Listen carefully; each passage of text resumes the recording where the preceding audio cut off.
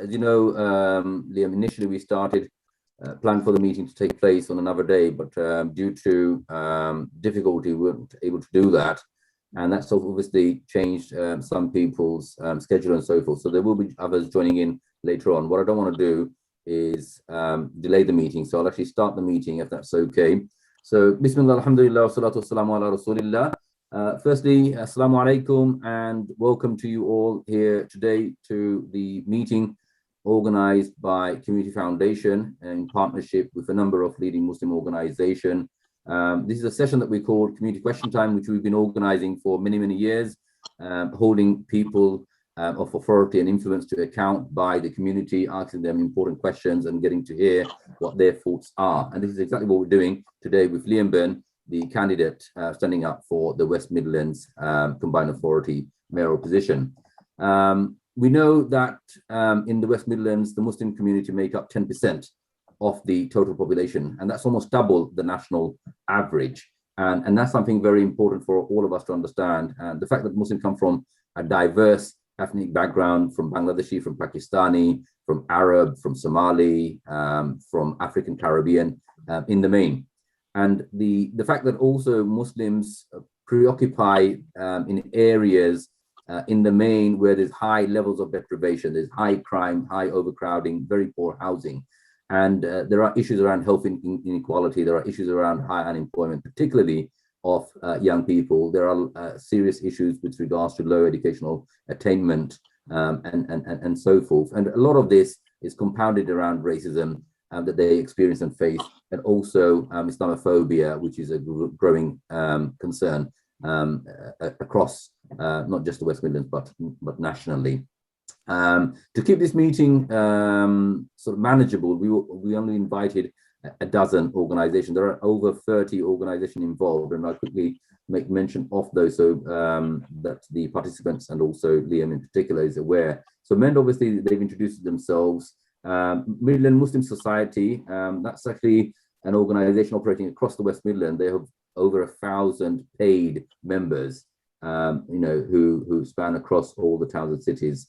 Jamia Muslim Islamic Center, one of the oldest mosques established in 1976, almost 100,000 footfall in a year. Darul Uloom Boys Secondary School, one of the oldest Islamic schools in the West Midlands, and commands a significant respect and support from all sections of the Muslim community based in Small Heath.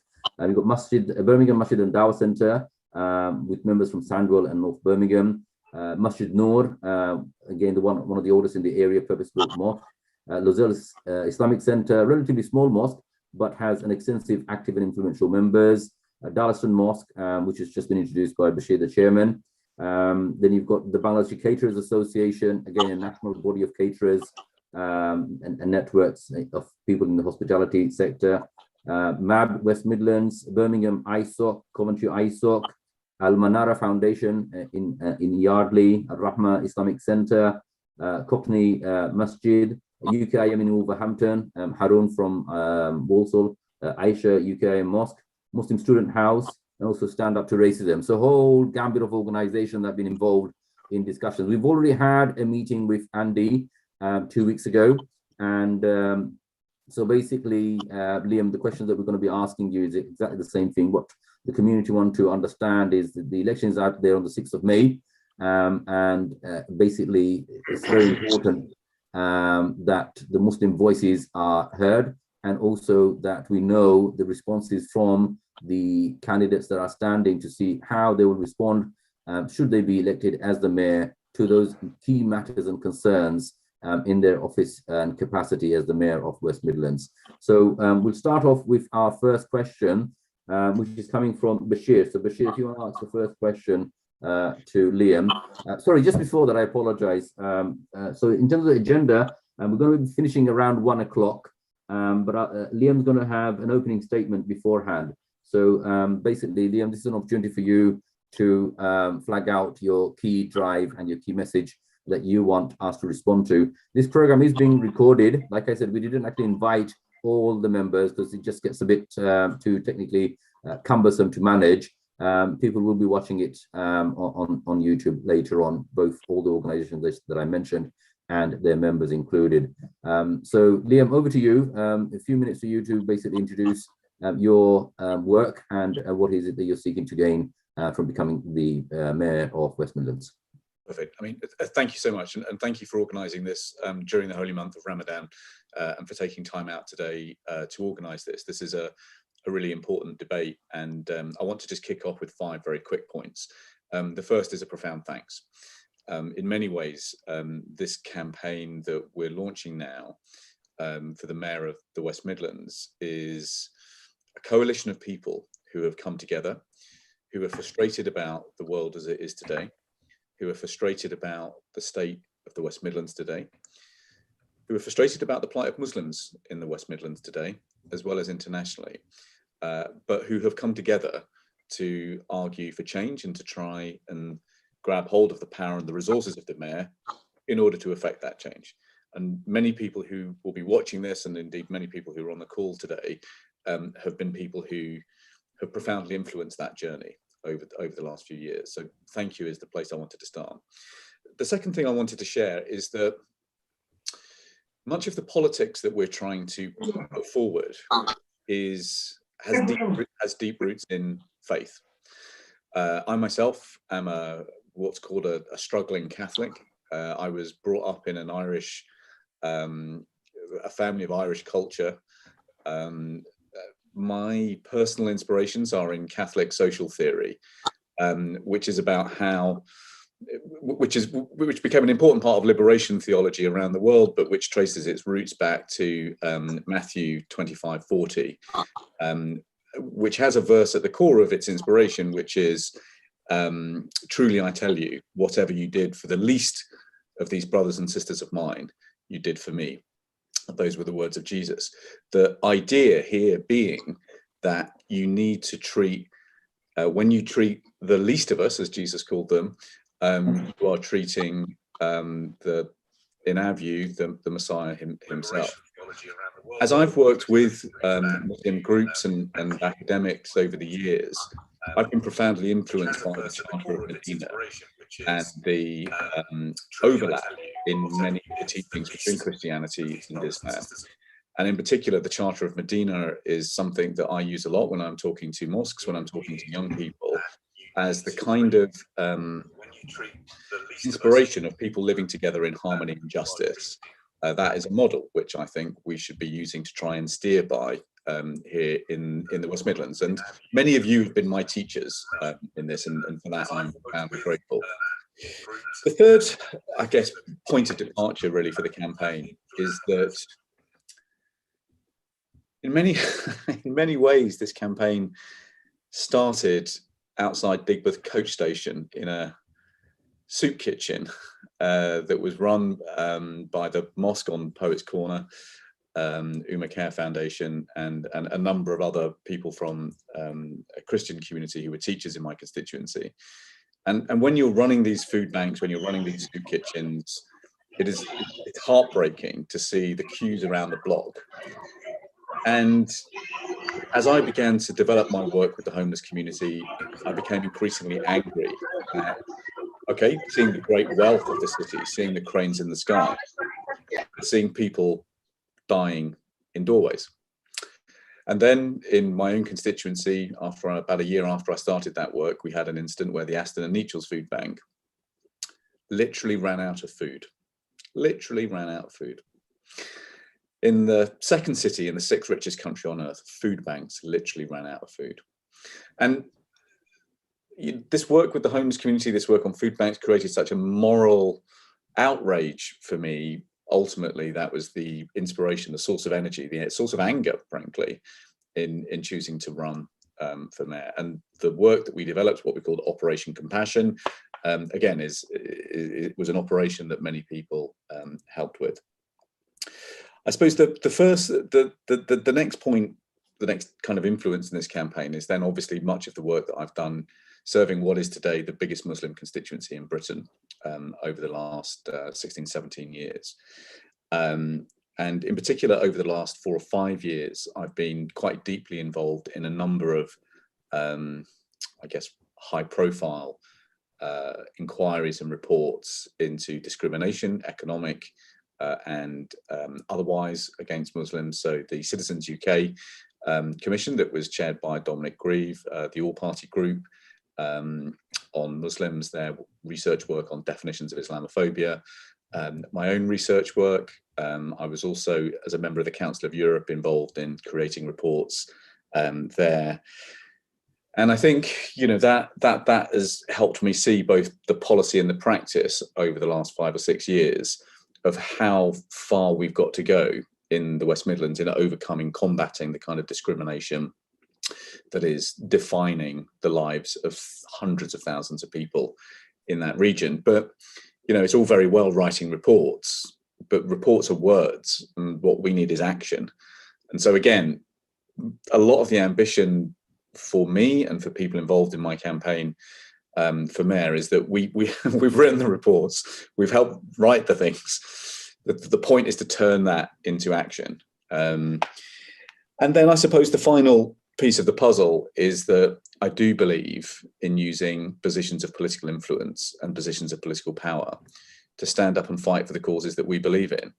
And so although this election is for a mayor, what you've seen in mayors like Andy Byrne are political leaders who are prepared to use the platforms of power to argue for justice.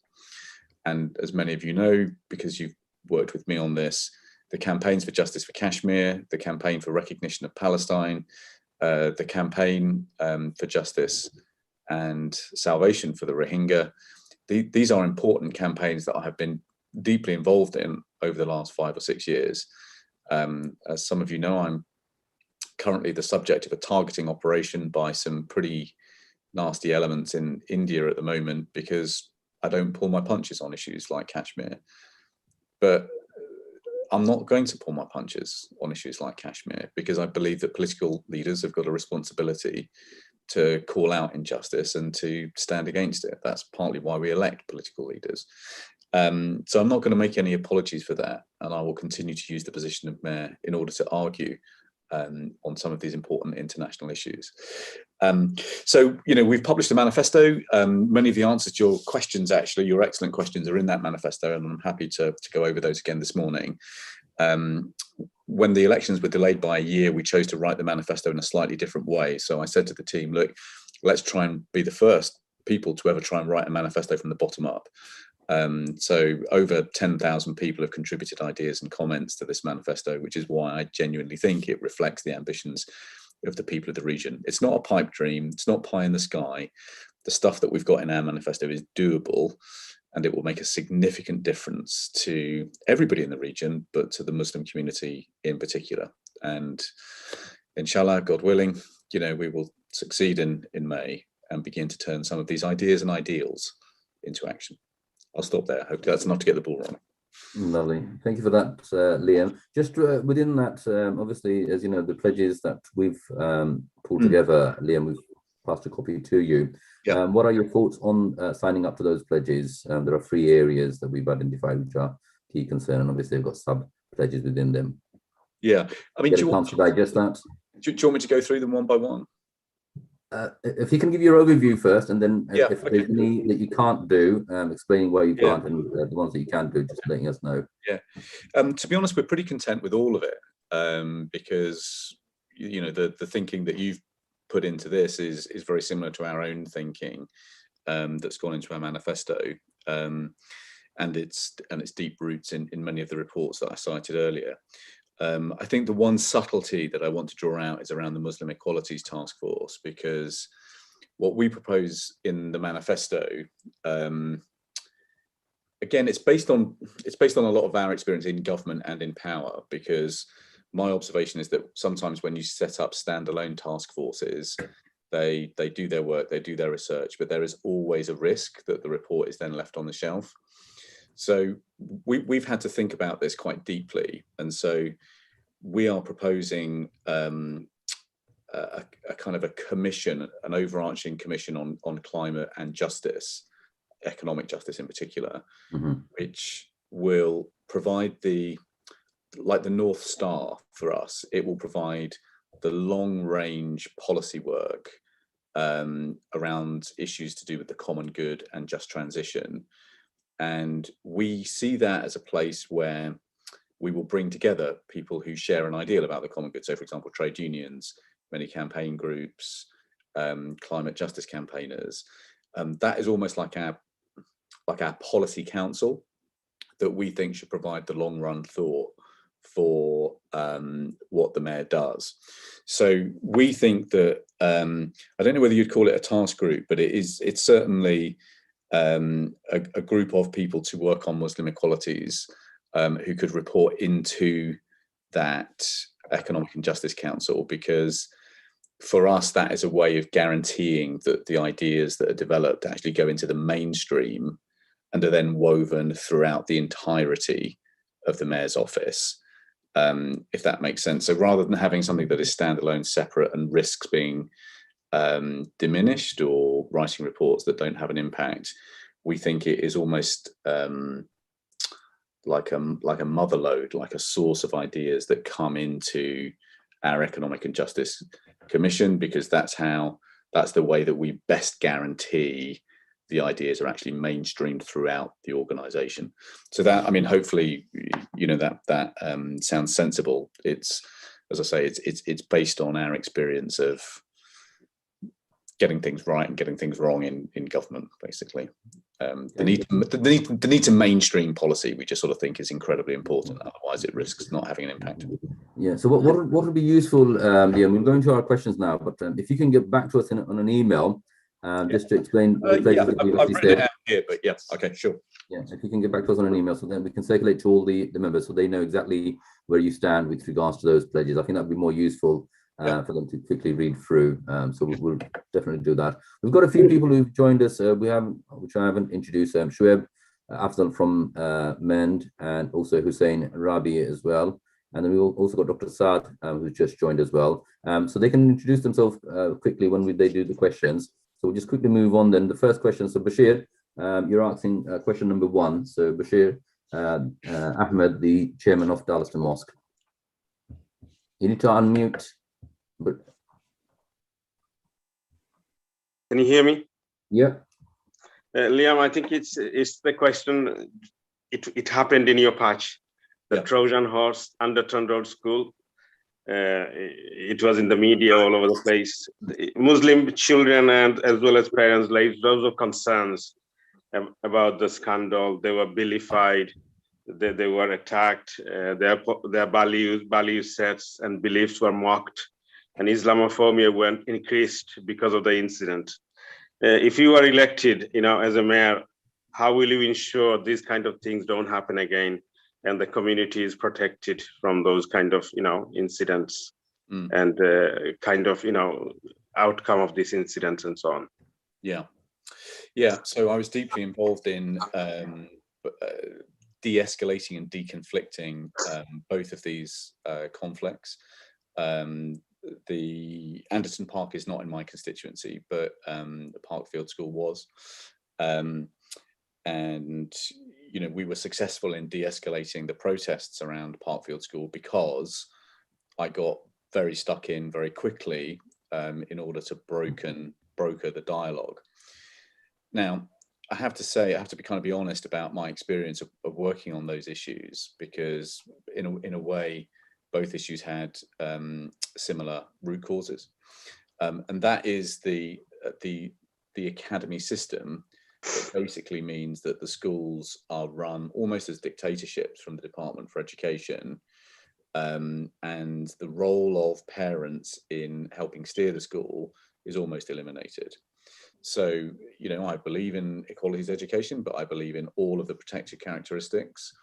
But what I saw going wrong time and time again is parents basically being marginalized in the way decisions were implemented. And, you know, that is a kind of an ongoing problem with the academy system. So, you know, I believe in inclusive education. I believe in all the protected characteristics. But ultimately, the challenge that we've got in the education system, and indeed across a lot of the public sector in the West Midlands, is that the power structures of public services do not reflect the diversity of our population. And that is as true today as it was when I first called it out as the regional minister 12 years ago. Now, Andy has done, he has, I think, done some inquiries into why our public leadership is not as diverse as the population. But, you know, I did that report 12 years ago. Since then, we have had 10 years of Conservative administration in which things have gone backwards in many ways, not forwards. So based on that experience, my best answer is that we have to actually act to diversify the leadership of public services in the region. And that involves a couple of things. It involves robust conversations with ministers, because ultimately they are the people who appoint people. But second, it also means dramatically expanding leadership training for people for a much more diverse set of backgrounds than we have today. And the mayor actually intervening in some of these decisions in order to make the change happen. We're at risk today, frankly, of being in the same position in another 10 years' time, unless we get serious about changing this. And I've just, you know, part of the reason for running for mayor, frankly, is that I'm so sick of nothing getting done, that you have to take a decision at the end of the day to try and roll up your sleeves and do something about it. So yeah, that's the kind of insight from being sort of pretty deeply involved in this over the last sort of 5 or 10 years. Okay, thank you. It's about power.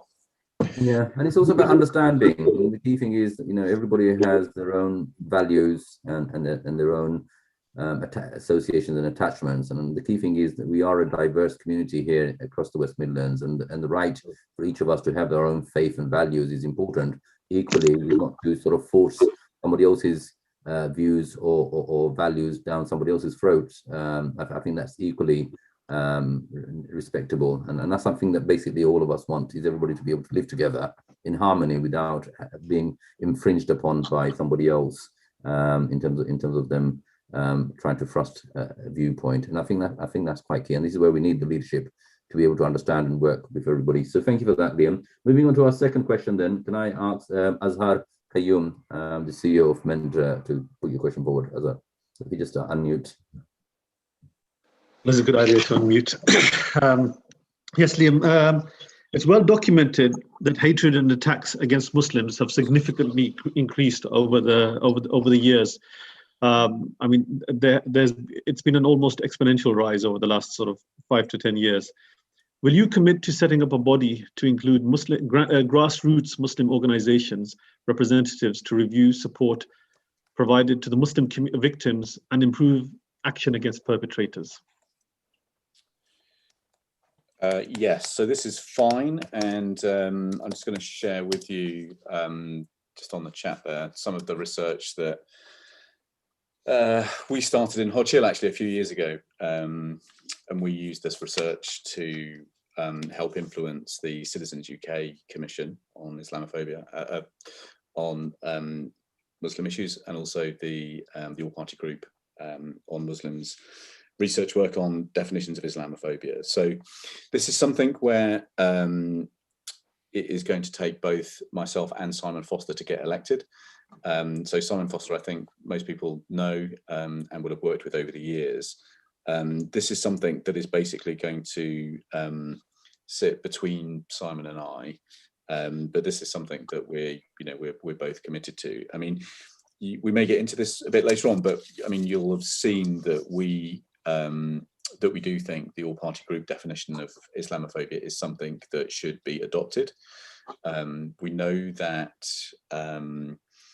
lots of organisations do not want to adopt that. We know that the government rejected that when we put it forward. But you know, you read the results of my own research in Hodge Hill. Almost everybody has had some kind of experience, either directly or indirectly, of Islamophobia, and it has got a lot worse since Brexit, is the truth.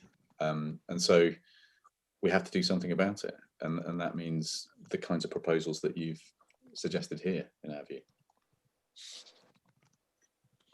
Okay, thanks for that. With regards to looking at working Obviously, Liam, you recognise that back in the 80s, because I remember working in Tower Hamlets where we led on tackling racial harassment, and this is where, at the end of the day, we realised that the only way of dealing with this problem is to actually have a holistic approach, working with all the key agencies, so the police, working with the probation services, the hospitals, the local authority, housing departments, and so forth, and that we were able to make a significant impact. And Tower Hamlets actually, in the early 90s, was leading the way. This was recognized by the Home Office, and I was actually the lead officer for that in the council. And to deal with Islamophobia, we need the same amount of recognition that it is a hate crime. It's based on a specific set of hate that people perpetrate, both in terms of physically as well as verbally, as well as in other forms and shape. And the only way to deal with this is actually working collectively and including the actual victimized community. So we look forward to actually working with you and looking at how we respond to this holistically and not just in isolation. The one thing I would just add to that analysis, which I share, is when I was running workshops with Muslim teenagers in schools in Hodge Hill as part of my research work on this, it became really clear to me that one of the virtues of a proper definition of Islamophobia is that it gives you a lot more power to take on Islamophobia in the media. And young children, often quite young, they're very smart. So when I would ask people, we'd always kick off these workshops by saying, what are your news sources? Where do you get your news sources from? And as you know, young people today are incredibly well informed. I mean, they would talk about the BBC, the Guardian, New York Times, the Financial Times. I mean, they're incredibly well read. But the thing that they always found, just shocking, horrifying, was the kinds of comments that they would kind of read through on the bottom of news articles. Why are we still in a position where that's allowed? So in places like Germany, where they've got NetzDG laws, which are much stronger sets of legislative frameworks for tackling hate speech, these are the sorts of things that we should be adopting here. But at the root of it all is a proper working definition of Islamophobia. Now, as we said in our manifesto, we think the all-party group has got the closest to a good working definition. That is a good definition, and you've then got to obviously monitor against it and enforce against it. Okay, lovely. Thanks for that, Liam. Okay, moving on to our next question. Shoaib, after that, Shoaib, if you want to quickly introduce yourself as well and then ask the question to Liam. Hi Liam, I'm Shoaib. I'm a volunteer for MEND and the chair of the working group for MEND. Also a long-time constituent of yours up until very recently. So quick question. So as you may be aware that many mosques closed voluntarily to stop the spread of COVID-19. Mosques are run entirely from donations from the worshippers, and as a result, many of them are now facing financial difficulties, having not been able to collect financial donations. Mosques didn't receive financial support the same way businesses did. Will you commit to looking to offer the mosques that are financially struggling support in terms of finances so they can continue to run? Thanks. Well, as you know, much of my work, I probably spend more hours helping mosques with fundraising than any other single thing that I do. Sometimes that involves very detailed negotiations with organisations like water companies, which is the current dispute I'm currently brokering for one of my mosques at the moment. So the key to this is basically two things. So one, it's difficult to fund mosques directly as faith institutions, but it's going to be important for the future to work with mosques to fund services that support a wide variety of constituents. Now, there are two ways in which we think this can be done.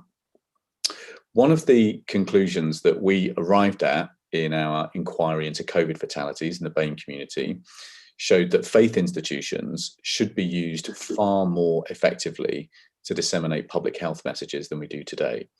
And what we found is that many of the community groups and organisations working with ethnic minority communities where there is a higher prevalence of chronic disease those community groups had basically been completely marginalized from the public health system. Now, so we think that is a significant mistake, and we think that there is a significant opportunity for faith institutions to expand the kind of work that they're doing there. Second, we think that there is a particular role that mosques can play as faith institutions around the work of inclusivity, because we need to be doing a better job at bringing people together in some of our poorest communities. Now, at the moment, it's incredibly difficult for anybody to get their hands on art and culture money or grassroots sports money. Again, one of the reasons for running is I'm just at my wit's end with how hard it is for community groups to get their hands on money to take kids off the streets to play football, for example. So we've had a number of talks with Arts Foundation, Football Foundation, Sport England, cultural organisations, and we think that we can persuade them to put a lot of their money for the West Midlands into a single pot. So there's a one-stop pot, fast-track fund, which all organisations, mosques included, can apply to in order for project financing. So we think that mosques are anchor institutions in communities. We need to think about mosques in that sense, and then make it much easier for mosques to basically play that public health role, but also that community project role by expediting the financing, cutting all the red tape that is around it at the moment. So sorry, that is a slightly complicated answer, but again, it's sort of based on a lot of it's based on the problem solving I've had to do in Hodge Hill over the years, to be honest. Yeah. So one of the things, if you are elected to the mayor of West Midlands Combined Authority, that you can actually influence local authorities, is that they actually have a discretionary fund given to them by the government to support bodies as they see appropriate, most in need. Unfortunately, none of that money is oriented towards the faith establishments, and that's something that could be leveraged where the fund is already there. So there's not a need for new money to be coming down from central government. The money is already there for local authority to actually use, and this is something that we hope that a person such as yourself would be able to influence local authorities to actually support, given that we know well established the roles that mosques have played and do play and can potentially play in supporting the community. They're a vital third sector. Okay, thank you for that. Moving on to our next question, Dr. Mohammed Saad, if you'd like to ask question number 4, please. Yeah. And if you could quickly introduce yourself as well. Yeah. Thanks for Minda and thanks for Liam for having such opportunity today. Liam, you know that COVID-19 has hit the Muslim community the hardest, with the Black, Asian, Arab, and they are suffering from increased risk and high mortality. This has highlighted in the health inequalities faced by Muslims. Are you going to commit to work with relevant bodies to put in place an action plan to address the health inequalities faced by Muslims? So the answer to this is yes. So I've just posted the report that we did over 6 months last year in the chat. This for most of us involved, this is probably the most harrowing bit of public policy research we've ever been involved in our lives, because what we basically sought to do when the government decided it wasn't going to do a proper inquiry, we were furious about this, and so we decided to set up our own inquiry. I talked to Baroness Doreen Lawrence about how to do this, what would be most helpful, and what we tried to zero in on is what were the stories behind the statistics. So the government was giving us lots of statistics, but actually what we wanted to hear about is the lived experience of people. And so we organised a number of hearings to hear from these poor families who had lost. And it was just heartbreaking. But what we tried to do is to then draw out the lessons, and there were 10 big lessons. Fear, the fear of what services people would get was a big deterrent that led a lot of people to suffer in silence. Many people, our ethnic minority community is disproportionately on the front line, not just in the health system, but in the education system and in the transport system as well. People felt voiceless, so people did not trust the fact that they would be heard and their needs heard. There was no, the wrong data was being collected, so we couldn't track the performance. There was obviously a terrible disruption to the grief and the grieving process, which we think creates significant risks of mental health challenges later. The public health messages that were communicated to the ethnic minority community were very poor. The groups that were working with the ethnic minority communities were underfunded. The more diverse a community in the West Midlands, the deeper the cuts to public health budgets have been. PPE was a scandal that we obviously know a lot about, and there was very little confidence that the system would change. So, you know, those are 10 pretty big conclusions from this report, but that is why the action plan that we've sketched out, we think is really critical, because this will happen again.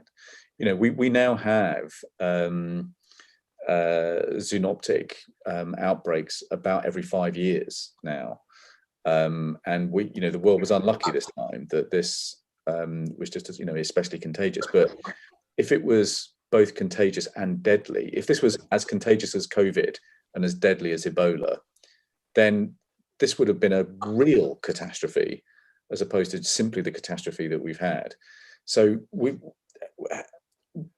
have to learn the lessons from everything that's gone wrong, and radically adjust our health system to adapt. And we can't do that by just relying on health professionals, however well-meaning, sitting in an office. You know, this it's our health service. You know, we run it, we staff it, we pay for it. So we've got to be a player in helping design the plan for action. Right. Well, it's good to hear that you recognise the need, and also the unfortunate numbers of people from the BME community who are affected by certain health inequalities. And it's something that actually hits the system, that affects all of us eventually, both financially and also with regards to the drain on the system. So being proactive and having a national strategy to look at the issue can actually help everybody, irrespective if they're actually directly impacted by health inequalities or not. So it's good to hear the work that you've also done on that. Okay, thanks for that. The only other one thing I would add is that we're not there yet on the vaccination program either. So, you know, No. Some people on this call know, I mean, I fought a running battle without any help from the mayor, I might add, to try and get the vaccination data published. And I've managed to get it for Birmingham, and it revealed what I feared it would reveal, which is that the vaccination rates are 50% higher in richer places than poorer places. But the nature of COVID means that we're not all safe until everybody is safe. Exactly. So, you know, driving through on the vaccination progress, that is unfinished business at the moment, and the mayor should be doing an awful lot more on that than he is today. Clearly. Thank you for that. Moving on to question 5, Haroon from Walsall. Haroon, if you want to unmute, that's it.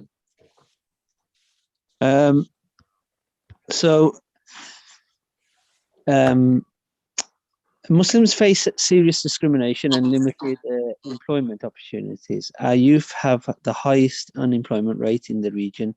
What have you done to date, and how do you seek to address youth unemployment amongst Muslim youths? Yeah. So the key work that Hodge Hill, as you know, has got the highest youth unemployment in Britain, and the fact that our constituency is 1.5 miles from the front gate at Jaguar Land Rover tells you everything you need to know about how broken our skills system is. So basically, the big piece of work that I've done over the last 7 or 8 years is to create the East Birmingham Inclusive Growth Strategy. So I basically was the first to realise that when High Speed 2 was going to arrive in Birmingham, that was going to create 40,000 jobs at the airport and about another 60,000 jobs in the inner city. But the risk was that East Birmingham was going to be an oasis of inequality in this rising prosperity. So I persuaded a lot of stakeholders, DWP, Birmingham City Council, government, to basically create a research project into the level of inequality in East Birmingham, and to begin to identify the 3 or 4 big system changes that are going to be needed. So that means about £1 billion worth of transport spending to connect our community in East Birmingham to the job opportunities. It means overhauling technical education. It means transforming mental health services, and it means transforming health systems as well. So the new hospital that we want to drive through at Arden Cross, I'm talking to Queen Elizabeth Trust to basically make sure that that has got a mission to tackle health inequalities at its absolute core. So this is, if you basically put the constituents in East Birmingham together, that is that's like the 5th richest, the 5th biggest city in Britain. But it's frankly, it's taken me over the last 5 or 6 years to kind of zero in on the opportunity and insist that people start doing something about it. That approach that we've developed over many years is the approach that we've put into our plan to tackle youth unemployment that we publish in the manifesto. So we have a youth unemployment emergency. We've had youth service cuts of 80%. The apprenticeship system's collapsed by 40%. We've got youth unemployment of over 20%, and we've got knife crime that's risen by 1/3 in the last 3 or 4 years. So the plan we've got involves putting youth workers back in every neighbourhood, because young people spend 72 hours a week outside school. So the youth centres and the youth service become incredibly important. It means overhauling the mental health services that we've got, because the mental health services are not supporting young people in the way that they could. We've had 1,000 children in 5 years present in Birmingham A&Es having tried to kill themselves or self-harm. That's an incredible statistic. But then building a technical education system that connects our young people to the jobs that are actually available is the 3rd part of the puzzle. So, so again, we've tried to design a manifesto and a policy plan that is based on reality. So we the people involved in our team, we live and serve Muslim communities and inner city communities. So we know what works. And frankly, the reason we're running for mayor is that we know what difference we could make. Because if we have another Tory mayor who works for a Tory prime minister and a Tory government, we're just going to get more of the same. And more of the same isn't going to work. More of the same is just going to deepen the inequalities that we've got. Okay, the big companies in the city centre, they'll do well. They'll carry on building their skyscrapers, and the people behind it will carry on walking off with millions. But what about kids in Small Heath? What about kids in Alum Rock? What about kids in inner city Walsall? What about them? Who's going to fight for them? We're going to fight for them. That's why we're doing this. It's good to hear some of your thoughts on this. I mean, my professional background, way back, I'm a qualified youth and community worker. So I've actually spent a lot of my, and I still do that. Even sitting in my office, I enjoy taking kids out on the weekend and still get involved in that. And given the fact that we have such a high population of youth across the West Midlands, and also particularly from the Muslim community, and a lot of them are of voter age. We have a significantly high number of young people who are of voter age. Gone are the olden days where, the elderly community were quite fixated on a certain party to vote. You actually have well ingrained individuals now, articulated individuals and professional individuals who are thinking with regards to how best to make their voices known. And these are the people that we work with, across the organization that we have. We've got reach of over tens of thousands of young people between the ages of 18 and 35. 30, like the Muslim community, they like to think young even when they're like 35, 40. So we include them. I'm very much share that view. So we include them in that group, but that's a very sizable number. And the trick is to make sure that what you're going to be offering resonate with them to actually get their support to tick that box where it matters in supporting you on this. And this is what we'd like to hear, is how do you ensure that those age band in particular are supported through education, through employment opportunities. And we've got the recent Kick Start promotion coming from the government, and it seems to be a farce. And they're changing the eligibility and then the arrangement, realizing the first approach hasn't worked, and they're now allowing other organizations to move in. But even then, it's not being well, thought through. And this is something that we want. It's ludicrous. Kickstarter today is creating the grand total of 11 jobs a day. at that pace, it will take 7.5 years to get rid of the youth unemployment in the West Midlands. Yeah. And, And that's only for 6 months as well. I'm not knocking Andy, but I mean, he came along and said, I've got this plan. It's going to be the fastest bounce back in jobs. We're going to create 100,000 jobs in 2 years. It's all going to be marvellous. I read the plan. 40,000 of the jobs are Kickstarter jobs. And that is a scheme that is creating 11 jobs a day. It's nonsense. Sorry. Yeah. Okay.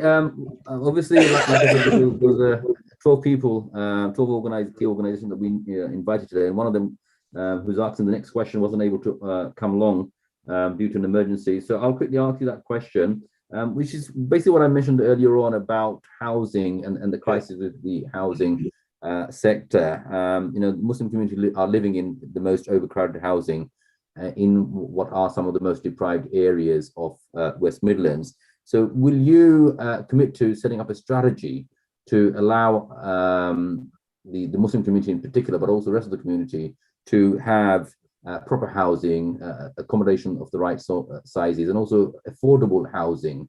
The market, as we know, is now significantly going way above their prices, which actually is now squeezing out a lot of, especially young people, who'd like to set up a home, move into that, because the affordability is just not there. So would you be willing to work in setting up a strategy to address the housing shortfall and development concerns?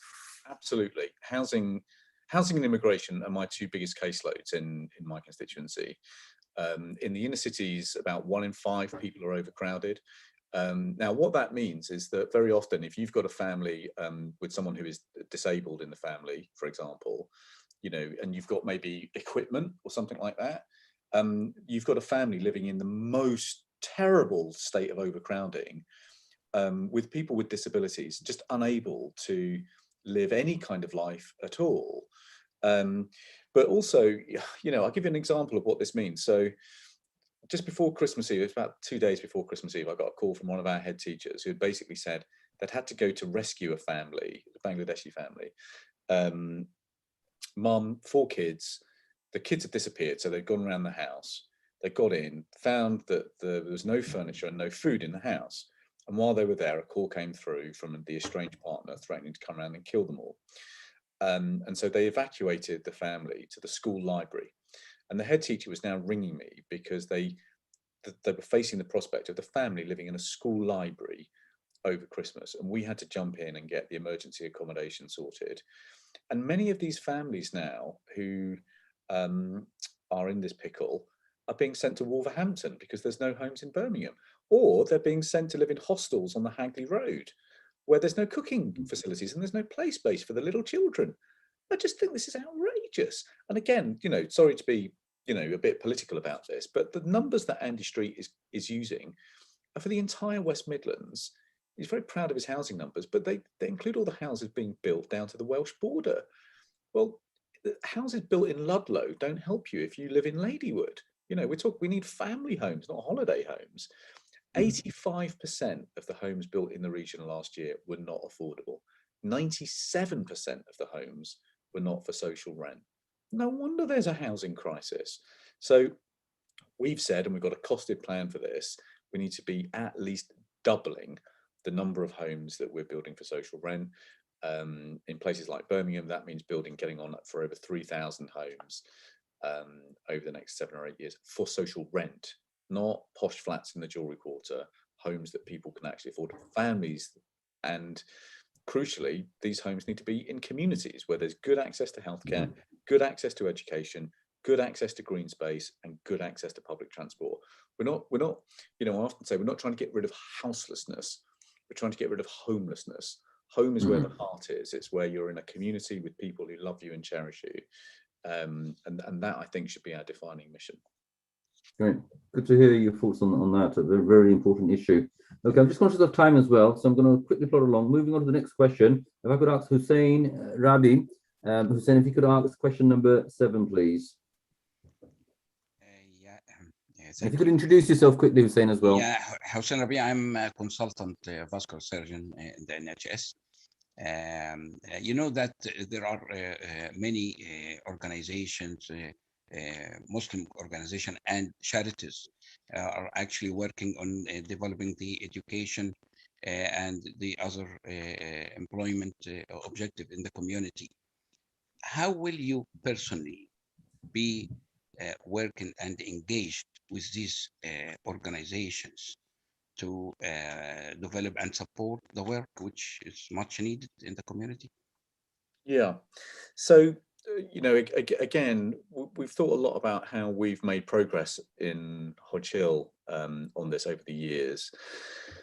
And we think you've basically got to do two things. You basically need the mayor to be a sponsor of civil society with an infrastructure to bring civil society together.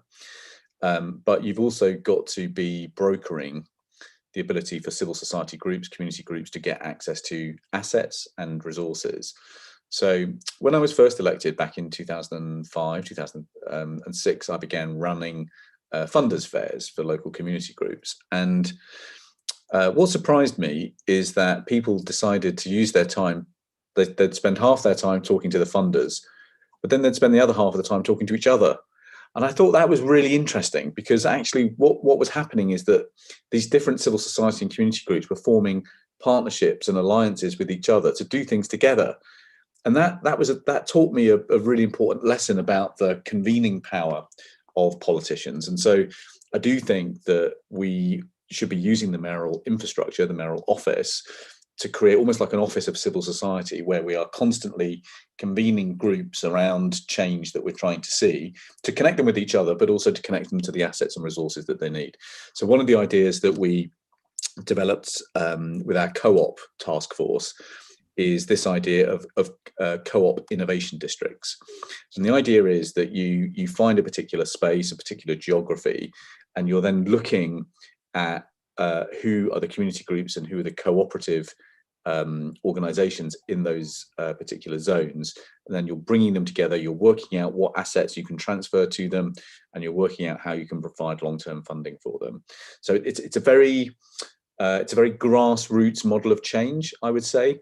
But in an environment like ours, I personally think it would be a lot more effective, and I think it would dramatically increase the social capital that we have in the region, which is something politicians don't talk about very often, but in my experience, it's probably the most valuable thing we've got.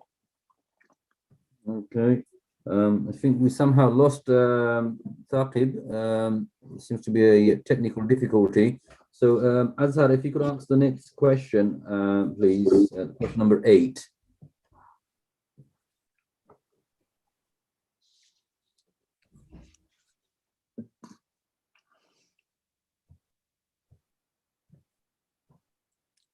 I'm sorry to put you on the spot there. No, it's fine.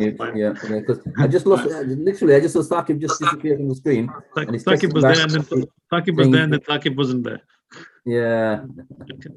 Considering he runs a well-known podcast, I would think his technical abilities would be better than the rest of us. But yeah. Okay. Yes. Muslims are underrepresented in positions of leadership and employment in senior roles in the public sector within the West Midlands. And there was a big thing about this very recently. For example, about senior posts within Birmingham City Council and within the Commonwealth Games, just amongst a couple of examples.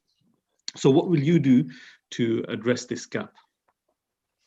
So I think there's 3 things we can do here. The first 2 are leading by example. So at the moment, there are more people called Ian than there are women with votes on the combined authority. That's how unbalanced it is in terms of gender. But it's the public leadership of the region is also very white and very male. So my goal is to create an operational cabinet for the combined authority that is both gender balanced and diversity balanced, so that we have political leaders at the top of the combined authority that reflect the region. Second, I think that there are some things that we can do around staffing at the combined authority and the mayoral's team.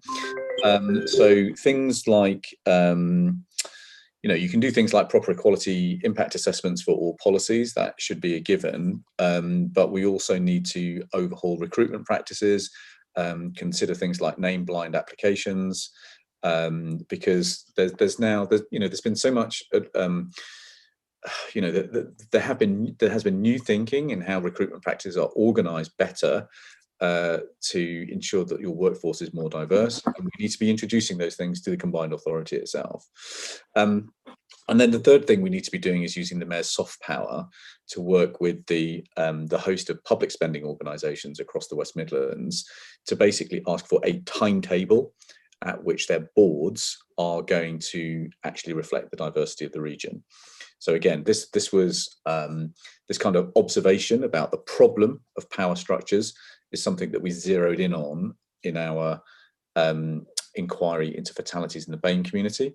But what we identified in the health service is true for public spending bodies more generally. And in terms of health and in education, transport and economic development, these things have got to change.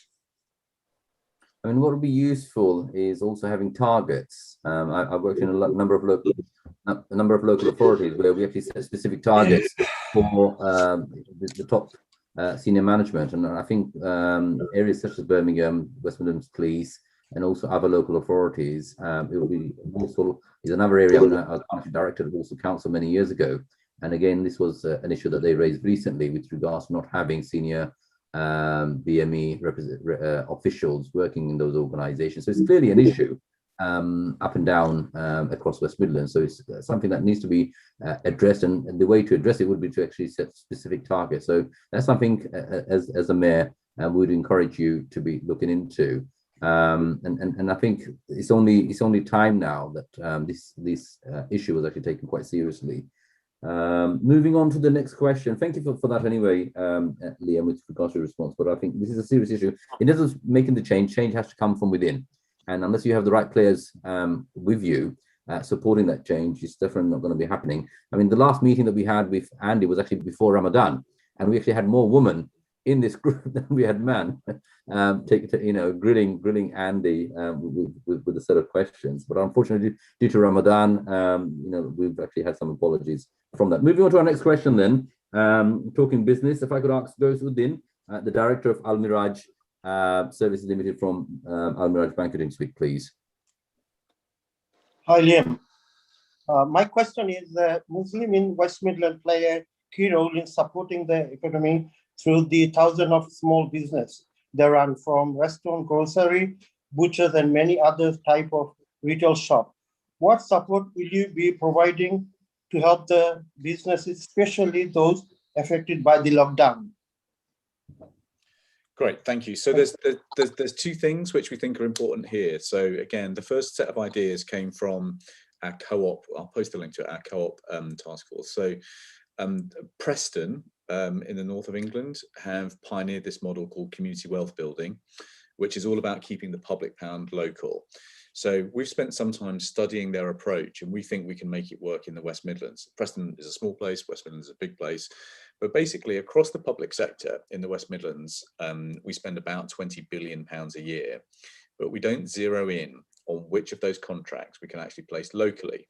So there is some good practice. So Commonwealth Games has put about 100 million of contracts to businesses within a 30-mile radius, but that's only 100 million when we're spending 20 billion.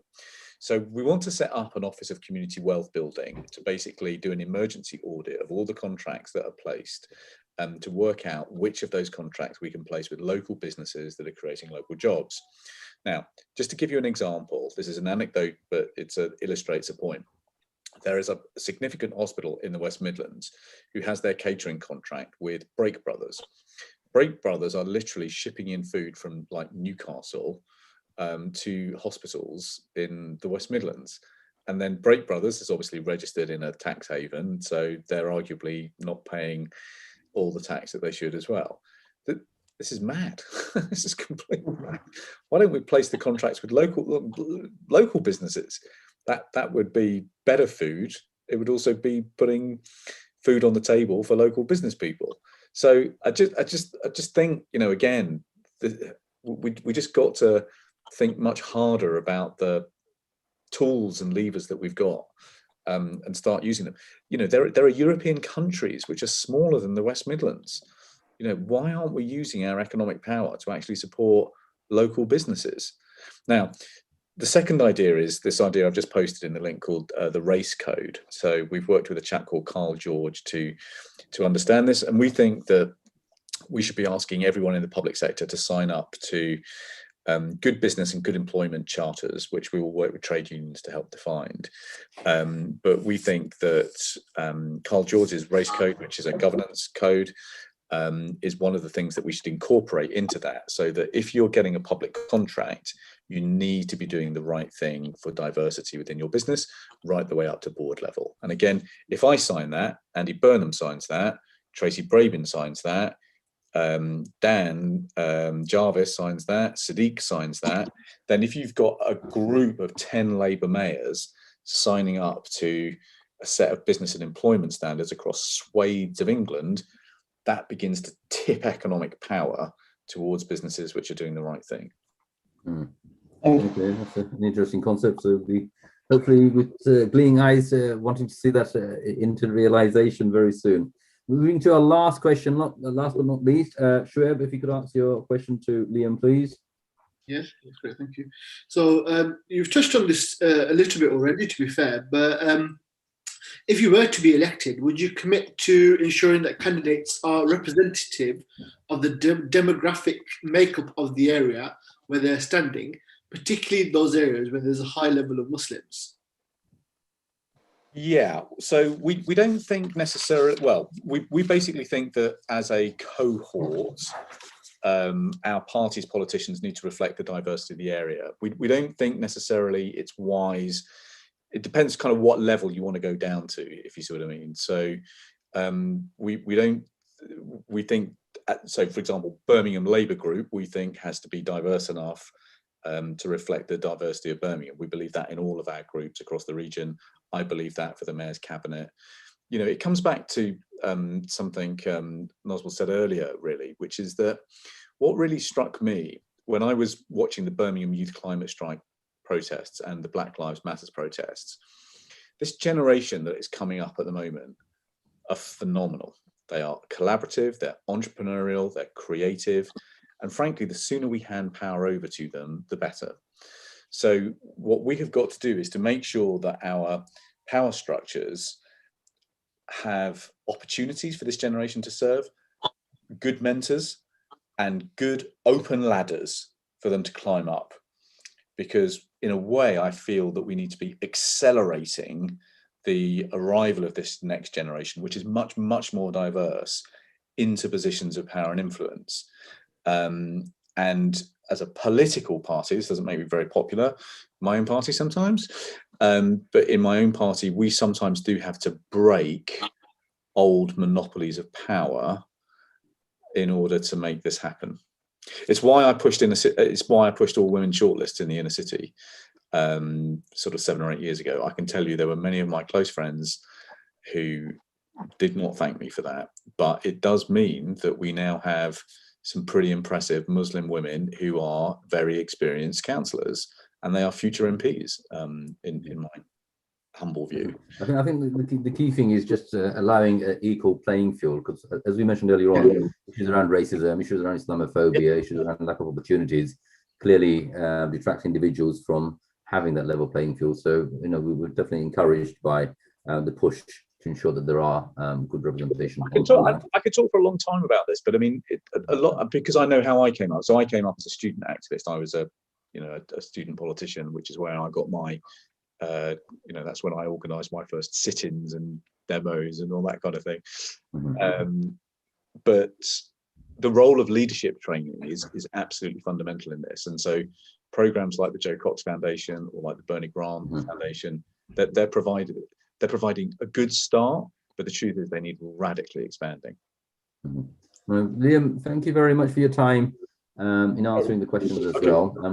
Like I mentioned earlier on, we've given you the pledges that we've pulled together from all those organizations working together as the key important areas that the asks that we have of the potential candidate, and getting to hear their direct view, and working with them to support in delivering those pledges, and also holding them to account on that is something that we're willing to do. And it's nice to hear from you that you're willing to work with us to ensure that those pledges are part and parcel of your own manifesto, and they're not something that stand alone separately, because I mean it's just common sense to actually work on those key matters that matters to everybody and not just to any particular. Yeah, I would go as far to say as I can't deliver our plan without you.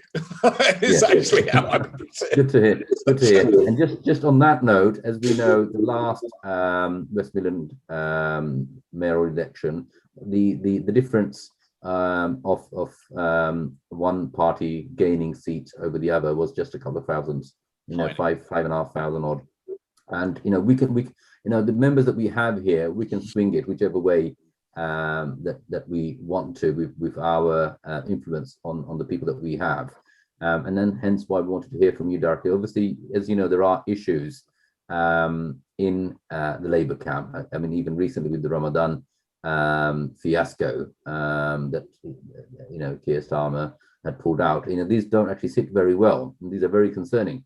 But one of the key things that the way that we are working on is the person that we're supporting in our locality. What's their mantle? What are they made of, and how will they deliver, and how will they work in addressing those concerns? And so Liam, it's nice to hear from you, your thoughts and how what you said with regards to if you do become mayor, you'll ensure working with us, and also more importantly ensuring delivering those pledges and working for the good of the whole community, and also in particular the largest BME community, which is the Muslim community. I'll leave it to you, Liam, just to conclude. Prayer time is actually very imminent now, so a lot of people will need to go for that. But if you can conclude on that. Very, very briefly, a huge thank you. I mean, we're a very street-based team. We're a very community bottom-up team.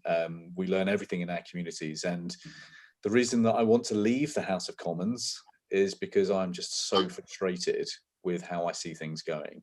And I am, humble and genuine in what I say, that I believe in the servant model of leadership, not the hero model of leadership. And I think it is by empowering others that we will change our region and tackle the big injustices that we are so appalled by together. And genuinely, I cannot do that alone. I can only do that as a part of a team effort.